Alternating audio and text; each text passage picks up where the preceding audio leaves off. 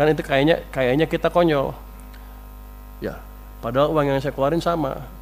Saya rugi di situ, uang keluar, image jelek jadinya. Pemerintah rugi dalam hal ini, Pak.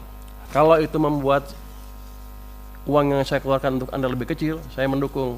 Ribut dikit nggak apa-apa. Tapi ini kan sama, uang yang saya keluarkan sama, ribut lagi. Saya rugi banyak, Pak. Ke depan tolong dibetulin.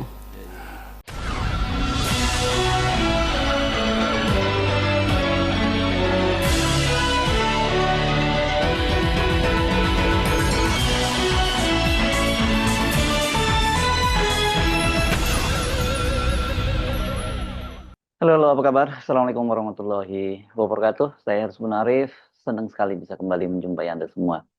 DPR dan pemerintah akhirnya menyepakati untuk memulihkan atau mengaktifkan kembali semua layanan kesehatan, termasuk BPJS Kesehatan segmen penerima bantuan iuran Jaminan Kesehatan Nasional atau PBI JKN.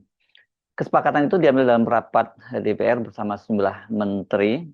Ini ada Menteri Sosial, Menteri Keuangan, Menteri Bappenas, dan juga Menteri Kesehatan itu bersama dengan Dirut BPJS yang membahas isu penonaktifan sejumlah kepesertaan BPJS PBI di parlemen hari ini, Senin 9 Februari 2026.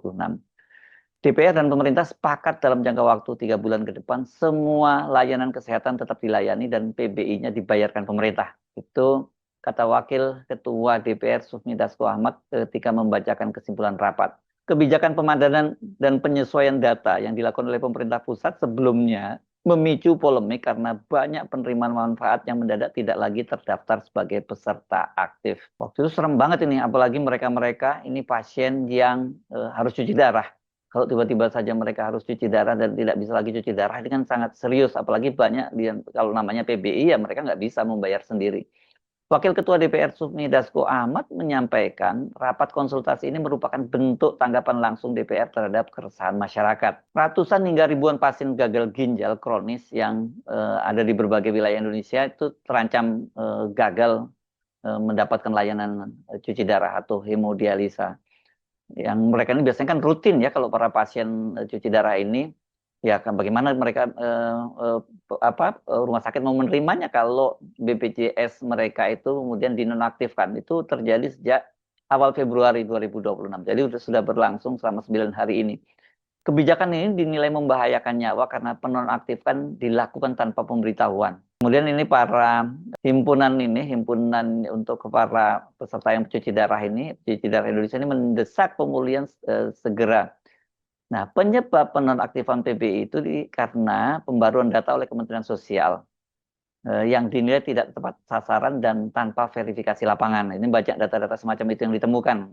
Tapi karena ini diberlakukan untuk semuanya, kemudian ya pasien yang datang ke rumah sakit untuk jadwal rutin itu terpaksa dipulangkan karena status BPJS mereka tidak aktif. Sekali lagi, namanya terapi hemodialisa ini bersifat vital dan tidak boleh terhenti.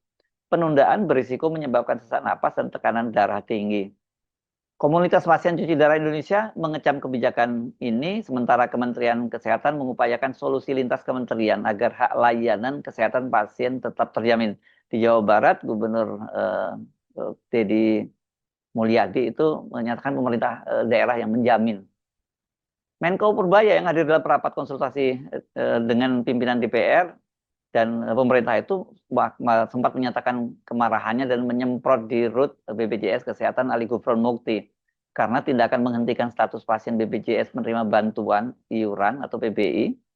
Ini kelompok-kelompok masyarakat yang tidak mampu itu membuat image atau citra pemerintah jadi jelek. Padahal sebagai Menteri Keuangan dia mengaku tetap mengeluarkan anggaran untuk PBI. Jadi dia bilang rugi dong, udah keluar duit terus tapi kemudian ternyata citranya sangat jelek di masyarakat. Ini saya di Kementerian Keuangan mencoba menganalisa kenapa sebelumnya nggak ada keributan, terus akhirnya ini tiba-tiba ada keributan. Kalau kita lihat tabel ini yang tadi juga dipakai oleh Menteri Sosial, itu jumlah penghapusan dan penggantian PBIJK yang dihapus tuh di bulan Februari tahun 2026 naiknya atau mencapai 11 juta orang, itu hampir 10% dari total kan, dari 98. Sebelumnya 7, 1, di bawah 1 juta, dan di 1 juta di bawah 1 juta. Jadi ini yang menimbulkan kejutan, kenapa tiba-tiba rame di bulan Februari tahun ini menurut dugaan kami ya. Karena sedemikian besar orang yang terpengaruh dan mereka tidak tahu bahwa mereka sudah tidak masuk dalam daftar lagi. Sehingga ya kerasa lah itu.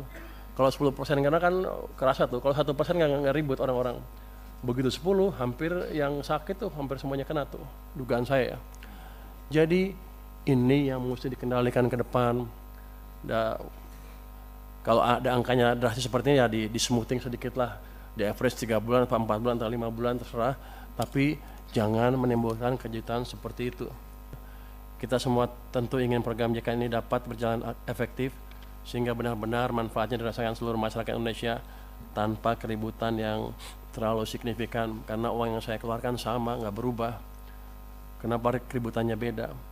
Berbagai langkah perbaikan tentunya harus terus dilakukan agar tepat sasaran. Apa? Iya tuh keributan kan. Oh, ribut aja lo. Kan saya hanya diundang ke sini, katanya ada protes di masyarakat ramai. Tadi Bapak Ketua juga bilang ada keributan di masyarakat sedikit. Jadi saya bilang keributan aja lah biar sama bahasanya ya Pak ya. Tapi kita ngerti masalahnya di mana. Jadi dengan sejalan dengan tersebut, upaya perbaikan ketetapan sasaran senantiasa harus mempertimbangkan hal-hal sebagai berikut. Tadi Pak Menkes sudah memberi permintaan berapa bulan, segala bulan. Saya perkuat sedikit deh. Pertama, perubahan data PBI JKN pada prinsipnya merupakan upaya untuk meningkatkan kualitas dan tata kelola program JKN agar lebih tepat sasaran, melindungi masyarakat miskin dan tidak mampu. Itu. Jadi pemutahirannya jangan bikin keributan.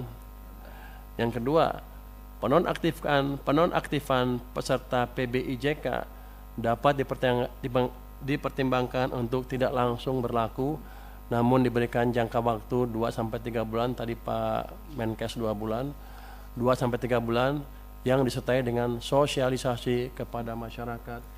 Jadi begitu mereka masuk list, tidak masuk lagi ke daftar PBI, langsung trigger sosialisasi ke mereka bahwa mereka tidak masuk lagi ke list itu, sehingga mereka bisa melakukan tindakan yang diperlukan, entah membayar dengan tempat lain atau gimana.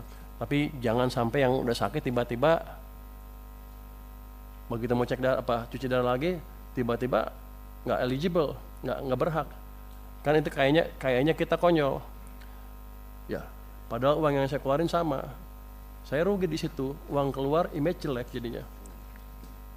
Pemerintah rugi dalam hal ini, Pak. Kemudian masukan dari kami adalah penentuan jumlah PBI dilakukan dengan hati-hati dan terukur, dengan mengedepankan ketepatan sasaran, kemudahan akses layanan, dan menjaga keberlanjutan program JKN. Tadi kan kalau ditanya ada nggak ruang untuk ngisi orang-orang tadi yang nggak masuk, kan ada. Kan masih 96 juta sekian kan, harganya 98. Harusnya kalau prosedurnya clear, nggak ada masalah itu. Jadi masalahnya adalah masalah operasional, masalah manajemen, dan masalah sosialisasi yang harus bisa dibereskan secepatnya. Kalau itu membuat uang yang saya keluarkan untuk Anda lebih kecil, saya mendukung.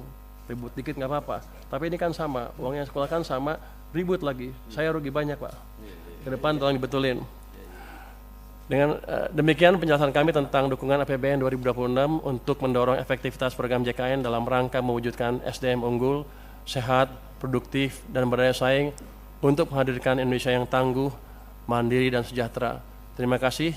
Rapat konsultasi tersebut memang tensinya cukup panas ya, dan juga meninggi. Wakil Ketua Komisi 11 dari fraksi PDIP, Dolfi Otnil Frederick Palit, bahkan sempat menanyakan perbedaan data BPJS segmen penerima PBI ini kepada Menteri Kesehatan. Otnil itu bahkan suaranya sempat meninggi karena ketika dia tengah berbicara, Menkes terkesan tidak memperhatikan dan berbicara dengan orang lain. Tadi mendengar penjelasan dari pemerintah, khususnya dari Pak Menteri Kesehatan, yang menyebutkan bahwa PBI dibatasi 96,8. Boleh interaktif Pak Ketua untuk mengklarifikasi angka? Itu dasarnya di mana ya Pak Menteri? di Undang-Undang APBN, Pak, setahu saya. Saya baca ini Pak, Undang-Undang APBN, rincian APBN, Peraturan Presiden nomor 118 tahun 2025, lampiran 3, rincian APBN tahun 2026, halaman 351. PBI itu 146 juta Pak, dengan anggaran 58,9 triliun. Coba ke slide Pak Menteri Sosial, halaman berapa tadi? 7. Halaman 7 coba.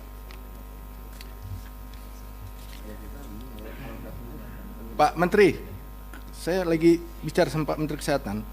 Jadi kalau pakai angka 96,8 Pak Menteri, 2019 angkanya segitu juga. Diproporsi ke jumlah penduduk itu menjadi 36%. Pak Menteri, kalau itu diproporsi pada jumlah penduduk sekarang, proporsinya menjadi 33%. Artinya turun. Padahal kalau lihat rincian nggak begitu cara berpikirnya. Nah ini angka-angka sendiri saja, Pak Menteri nggak firm menurut saya. Jelas ini Pak, nanti saya kasihkan ke Bapak, kalau Bapak belum ngeprint. Itu satu. Kedua, tadi dikatakan Pak Menteri Sosial, ada verifikasi yang berjenjang. Kalau saya nggak salah mencermati tadi, ada semacam kuota Pak, kepada daerah. Betul. Misalnya kuotanya daerah ini 50, yang masukin 100. Lah, padahal 100 kebutuhannya. Akhirnya diutak-atik 50 yang masuk, 50 di pending. Nah ini perlu diperbaiki Pak Menteri. Kalau seperti ini, ya artinya kan di bawah sendiri sudah ada filter. Nah ini yang nggak pas menurut saya. Jadi kalau terkait hal ini Pak Ketua, dari sisi anggaran itu ruangnya ada. Nggak ada masalah sebenarnya, karena ruangnya memberikan alokasi untuk 146 juta penerima bantuan iuran dengan anggaran 58,9 triliun. Agak berbeda dengan tayangan Pak Menteri Sosial 96,8 dengan anggaran 48 triliun. Sejumlah anggota DPR lainnya juga menanyakan adanya perbedaan data, termasuk soal kebijakan penerima bantuan iuran yang belum semua rakyat yang harusnya berhak itu tercover. Akhirnya setelah saling semprot dan tensi rapat sempat meninggi, Wakil Ketua DPR Sufmi Dasko Ahmad membacakan kesimpulan yang memutuskan status BPJS penerima bantuan iuran itu semuanya dipulihkan. Baik, kalau begitu saya tawarkan kesimpulan rapat pada hari ini. Yang pertama, DPR dan pemerintah sepakat dalam jangka waktu 3 bulan ke depan, semua layanan kesehatan tetap dilayani dan PBI-nya dibayarkan pemerintah. Yang kedua, DPR dan pemerintah sepakat dalam jangka waktu 3 bulan ke depan, Kemensos, Pemda, BPS, BPJS Kesehatan melakukan pengecekan dan pemutakhiran desil dengan data pembanding terbaru. 3. DPR dan pemerintah sepakat untuk memaksimalkan anggaran yang sudah dialokasikan di APBN secara tepat sasaran dan dengan data yang akurat. 4. DPR dan pemerintah sepakat agar BPJS Kesehatan aktif melakukan sosialisasi dan memberikan notifikasi ke masyarakat apabila terjadi penonaktifan kepesertaan PBI dan PBPU Pemda. 5. DPR dan pemerintah sepakat terus melakukan perbaikan dan mewujudkan ekosistem tata kelola jaminan kesehatan yang terintegrasi menuju satu data tunggal. Apakah kesimpulan 1.1 sampai dengan poin 5 dapat disetujui? Ya tentu saja ini jelas kelabakan ini pemerintah dan DPR, terutama Sufmi Dasko Ahmad sebagai Ketua Harian Partai Gerindra. Karena ini jelas menyangkut citra pemerintah ya, di tengah situasi seperti sekarang tiba-tiba kemudian banyak pasien yang tidak bisa berobat karena bantuan pembayaran iurannya dari pemerintah itu dihentikan. Ini kan jelas memang seperti dikatakan oleh Purbaya tadi akan memperburuk citra pemerintah, padahal kata Purbaya, pemerintah sebenarnya mengeluarkan duitnya terus gitu ya. Nah, kalau kemudian sudah keluar duit, kemudian juga citranya buruk, ya seperti katakan oleh Purbaya, rugi dong pemerintah gitu. Makanya dia tadi sempat menyemprot di RUT BPJS Kesehatan. Saya Arif, sampai jumpa lagi. Wassalamualaikum warahmatullahi wabarakatuh.